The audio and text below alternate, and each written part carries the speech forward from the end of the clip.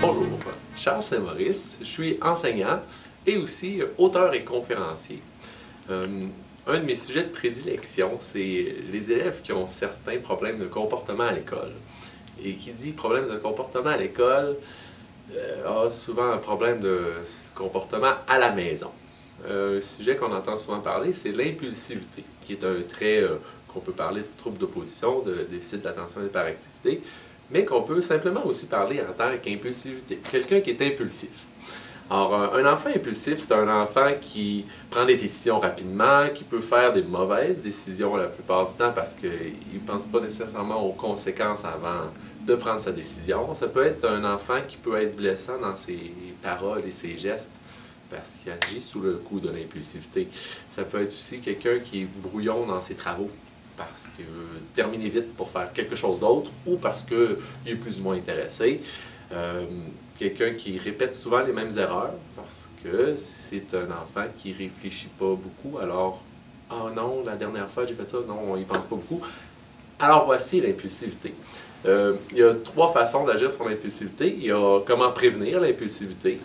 Une bonne façon de prévenir l'impulsivité, c'est d'avoir des routines. Il ne faut pas exagérer sur le nombre de routines, mais il y a des moments que les routines sont plus importantes. On peut penser aux devoirs et leçons, on peut penser au départ de la maison le matin qui peut être souvent problématique parce que j'ai oublié ci, j'ai oublié ça, j'ai oublié ci, j'ai oublié ça.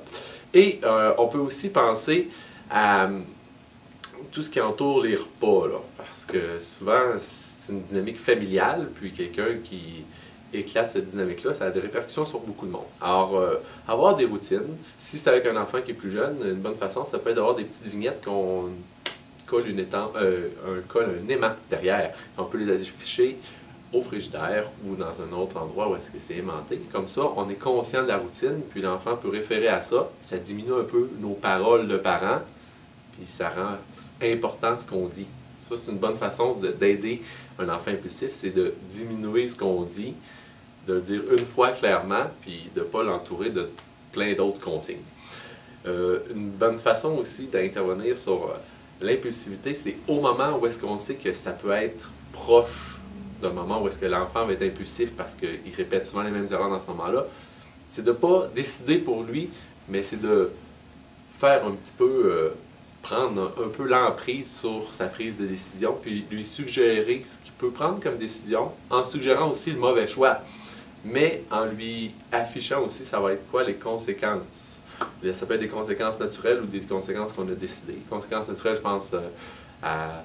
Tu te souviens, là, la dernière fois que tu as fait ça, ton ami n'était pas très content, il est reparti. Mais ça peut être une conséquence aussi qu'on a décidé parce que c'est quelque chose qui est dérangeant. Et finalement, une façon d'intervenir sur l'impulsivité, c'est pendant qu'on est calme, pendant que tout va bien, on peut faire des genres de mise en situation où qu'est-ce que tu déciderais si ça arrivait. Et ça aide beaucoup les mises en situation. Lorsqu'on y fait face, on a déjà fait quelque chose parce que souvent l'impulsif agit sous le coup de l'émotion et sous le coup des réflexes. Alors, si ces réflexes sont les bons parce qu'on les a déjà pratiqués puis il y a déjà quelque chose qui est enclenché, on a des bonnes chances qu'ils prennent des bonnes décisions ou qu'ils voient avec un petit peu plus de perspective la situation, ça va l'aider beaucoup. Alors, bonne chance si vous avez un enfant impulsif parce que la première chose à faire, c'est de ne pas être impulsif soi-même. Soyez zen!